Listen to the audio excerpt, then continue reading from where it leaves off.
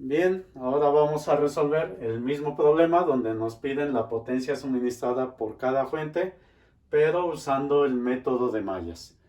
El primer paso del método de mallas, nos dicen los apuntes, es asegurarse de que el circuito es un circuito plano, que lo podríamos definir simplemente aquel circuito que se puede dibujar sin que haya cruces de líneas. Si se cumple esto, entonces el método es aplicable. El segundo paso es definir las variables de corriente de malla.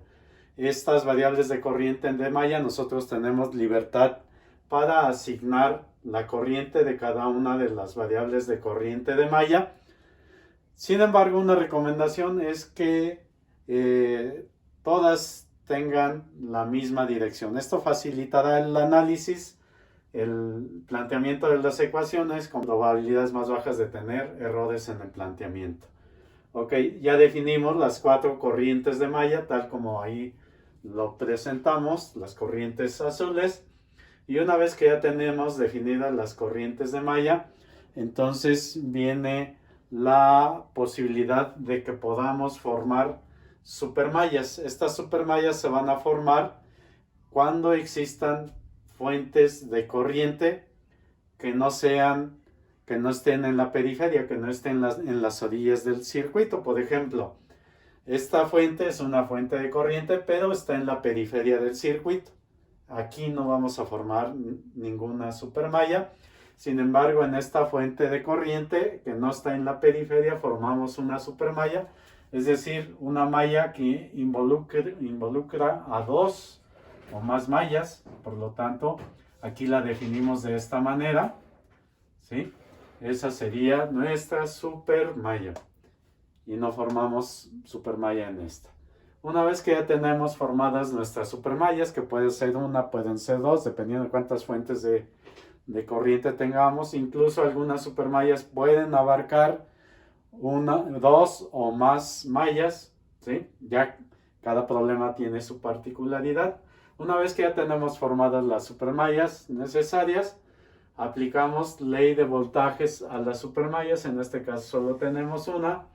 Hay que recordar que ahora lo que vamos a buscar es voltaje, por lo tanto, por ley de Ohm, sabemos que el voltaje es igual a la resistencia por la corriente que se observa en el elemento, en la resistencia.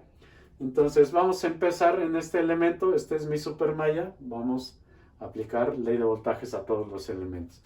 Ok, el voltaje aquí entonces sería resistencia por corriente, 700 por, ¿cuál es la corriente que está circulando aquí? Considerando nuestras variables de corriente de malla, entonces, ¿cuál es la corriente que circula aquí de las variables de corriente de malla? Sería IB.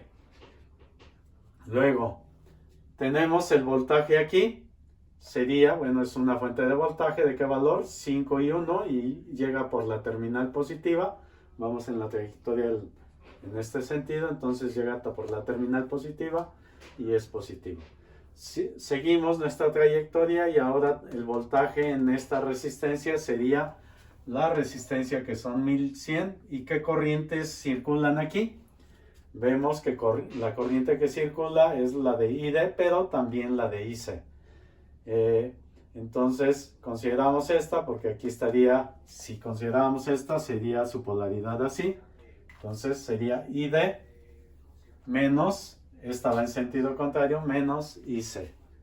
Y finalmente tenemos esta fuente, entra por la terminal negativa, entonces va a ser negativo, menos 12.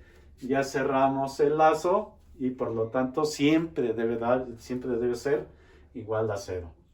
Vemos que en esta ecuación aparece una variable que no es una variable de nuestras variables de corriente de malla, pero la podemos relacionar, y uno está aquí y vemos que aquí circula solo esta corriente de malla, pero van en sentido opuesto, entonces las igualo y le agrego el menos por el hecho de que están en sentido opuesto.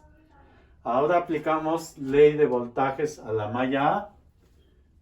Empezamos por este elemento, sería 500 por la corriente que circula aquí, solo circula IA, más el voltaje aquí sería 12, seguimos la trayectoria y aquí tenemos 900, la resistencia por la corriente, pero aquí circulan dos corrientes de malla, entonces sería IA menos IC. Si quieren como regla, siempre podemos dejar que la variable correspondiente a la malla donde estamos aplicando la ley de voltajes sea siempre la positiva. Ahí la podemos dejar como una reglita, pero tiene su razón, ¿no? Lo que les decía aquí de la polaridad. Entonces, con esto ya cerramos el lazo y lo igualamos a 0.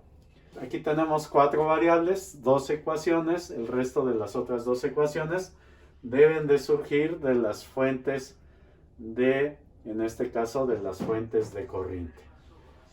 Para la fuente dependiente vemos que su valor es 0.1V1 y que relacionándola con las corrientes de malla, entonces vemos que por esta sección del circuito circulan dos corrientes de malla, IB e ID.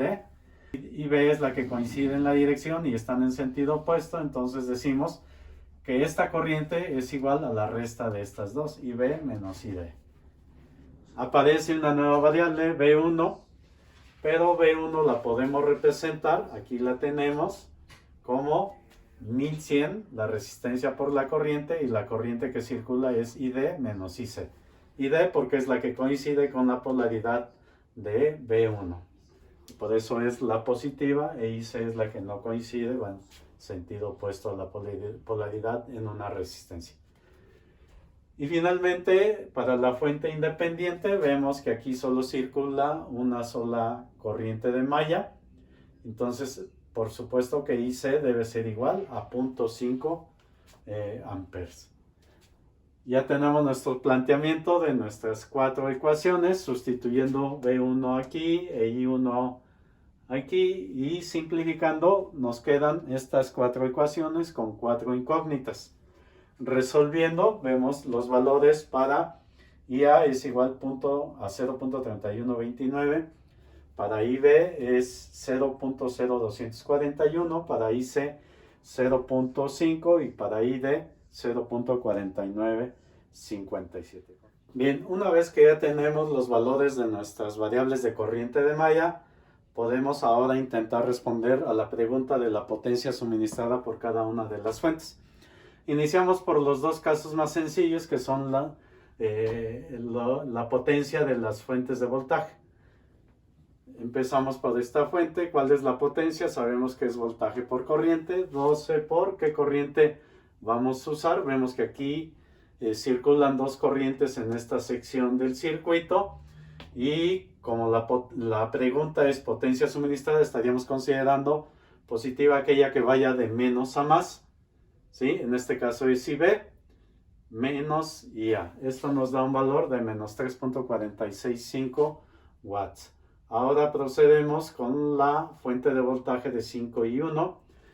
Este es mi voltaje 5 y 1 por la corriente. La corriente que tenemos aquí es ID.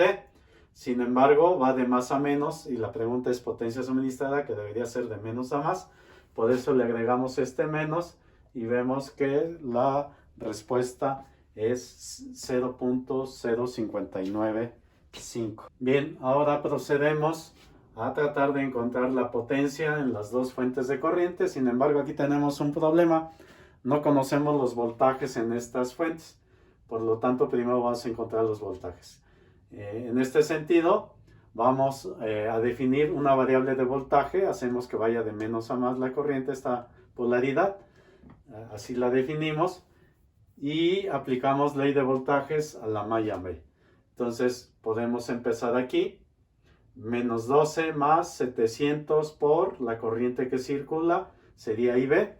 Luego venimos, menos Bx es igual a 0, despejando y sustituyendo nos da un valor de 4.87 volts.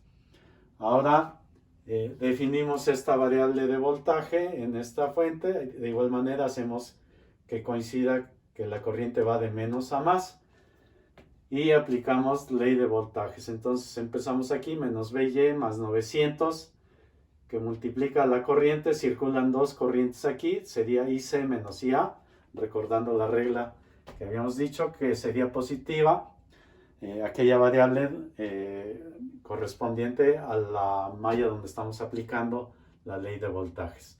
Y luego el voltaje aquí sería 1100 por la corriente, sería IC menos ID, igual a 0. Sustituyendo y despejando, me queda que BY es igual a 173.1 volts. Ya con estos valores de los voltajes en las fuentes podemos calcular su potencia. La potencia de la fuente de punto 1 V1 vemos que sería igual a Vx, su voltaje, por, esto es corriente, por punto 1 V1, esto nos da menos 2.29 watts. Y para la fuente de 0.5 amperes vemos que su voltaje es Vy por su corriente que es 0.05, esto nos da un valor de 86.56 watts. Bien, una vez que ya tenemos los resultados y los comparamos con los resultados obtenidos con el método de nodos, vemos que son exactamente los mismos. Entonces ahí tenemos dos herramientas para resolver circuitos. La experiencia, el conocimiento y el dominio de cada uno de ellos nos permitirán decidir cuál de los dos métodos es más fácil de aplicar y en su momento poder encontrar los valores que nos solicitan en los problemas.